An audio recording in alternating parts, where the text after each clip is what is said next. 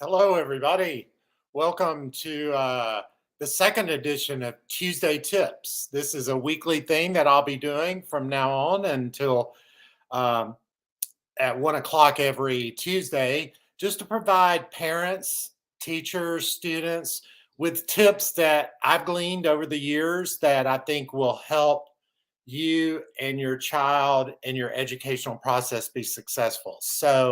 I'm really enjoying this Tuesday tips thing. It's a lot of fun. And so, I really look forward to sharing information with you. So today we're going to be talking about progress reports.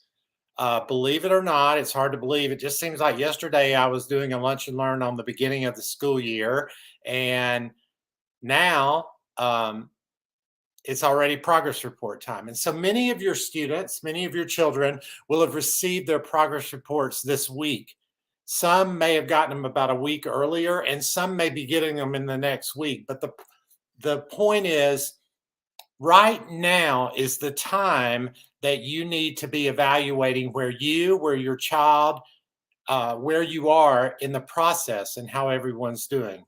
I want to start off today by saying a great success story. I was tutoring a student yesterday that I've tutored for now almost over a year, and he got his progress report and got all A's. And it was, I believe, the best progress report he'd ever received. And I was just thrilled. He was thrilled. His mother was thrilled. It's just a great thing to see when the hard work of the student, the hard work of the parent, the hard work of the teacher, and the hard work of the tutor all come together, and the child achieves the potential that we see in him or her, and it shows on their progress report. So it kind of made my day. I was on cloud nine the rest of the day, and really enjoyed talking with him and getting to hear his success story.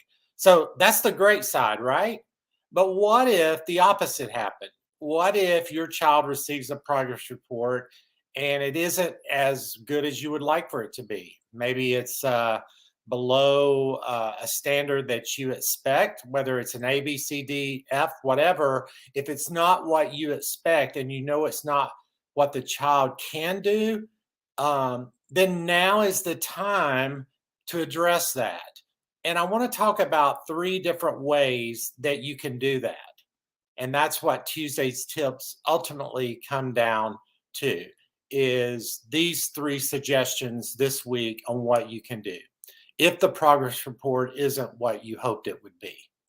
One, communicate with your child. Do it in a positive and encouraging environment.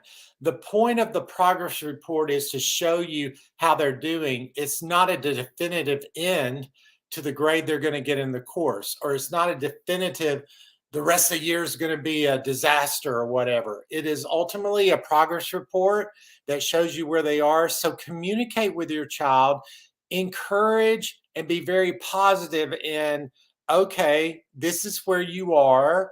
Let's talk about what we can do to make it better.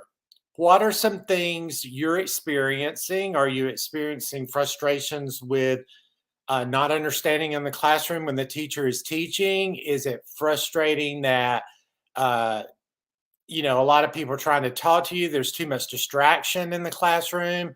Is it you're not understanding what the teacher says? Like the teacher maybe just isn't communicative in a style that you like.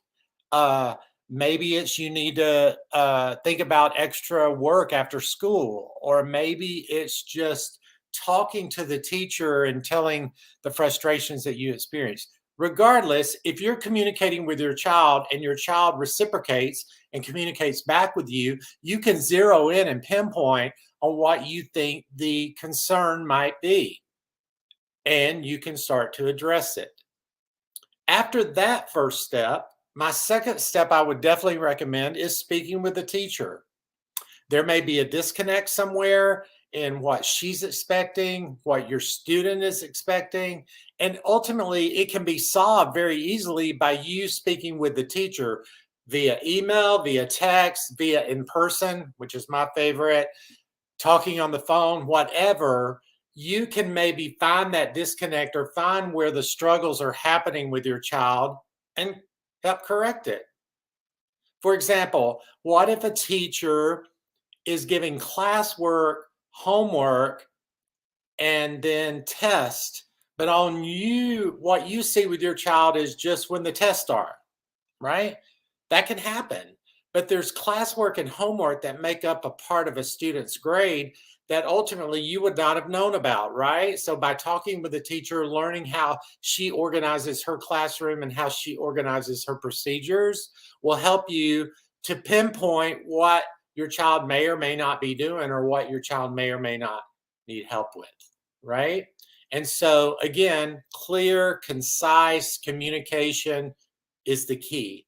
And then third, and this is why we're here at Dynamis Learning Academy, it may be that your child needs extra attention and detail in regards to learning concepts. We are seeing this more and more every day. Helen posted yesterday about the fact that reading and math, the scores after COVID and in the last year, are just not where they need to be. And because of that, we're getting more and more calls. But what we're finding is a lot of times it's not the motivation of the child. It's not him wanting or she wanting to learn. It's not the parent being concerned. It's maybe just concepts or procedures or formulas or any kind of math or reading strategy that may not have gotten through in COVID. They may just have not understood. It may have been that they were on a virtual classroom that day and there were so many distractions, they don't even remember talking about the distributive property in algebra or how to organize your essay or how to open up an essay with a hook. Those are things that we as tutors can help them with, and you'll be amazed at the difference. You'll be amazed. And for example, the success story I started out with, we weren't near all A's at the beginning, but now we are. Now, I'm not going to sit here and lie and say every student we tutor is going to start making all A's. But what if they bring their grade up from a D to a B or a C to a B, or better yet, develop confidence in themselves that they really can do the work and that it's not going to be a struggle every single time they go into that class, because that can happen. If you don't understand, let's say, math, and they're building on concept after concept, it is very easy to walk into the classroom and go, I didn't understand yesterday's problem. I'm sure as heck not going to understand today's, right? And you're defeated before you ever get into the classroom. That's where we can come in and help. So these are all things I wanted to bring up today because we see them. I bet you I've seen 20 examples of what I've brought to you in the past few minutes. I've seen about 20 examples of that in the last year as I've tutored. It's just the way things are in the world today. No one thought there would be COVID. No one thought there would be virtual classrooms. No one thought there would be teacher shortages when we did get back into the classroom. No one thought it would be so hard to get back to an educational standard that we seemed to have before COVID, or at least we were comfortable with, right? We're not now. We're learning. We're learning as tutors. You're learning as parents. The child is definitely learning every day when they go into the class, and it's all uncharted territory. So that's why I just want to summarize by saying, be positive, be encouraging to your student, your child. What they've gone through and what they're probably experiencing is not easy. And so if you encourage and support and say, okay, how can I help you? What can we do together? That's step one. Step two, get with that teacher. I can't tell you how valuable that is. I've been in communication with a teacher of one of my students that I tutor, and it's just a pleasure, first of all, talking to her. She's very friendly, personable. She's willing to offer me advice on what I should tutor the child or what maybe strategies that child is not doing well in or needs assistance with. And it's a great team kind of teamwork atmosphere. I'm working with the teacher's working with the student's working with me. It's just a nice circle of all three of us working together, and it works. And then third, like I say, sometimes all that isn't enough, and you may need us or you may need a tutor, and we're here to help. Helen has brought on a couple of new tutors. We've got some tutors that I've gotten to know that are just outstanding in their field. They're dedicated. Helen can call them and say, I need you at 6 o'clock to tutor someone. And they're like, if I'm available, I'll do it. Right? So we're a good team at Dynamis. So let Dynamis be a part of your team along with your teacher. And let's all together form a team that allows your child to be successful.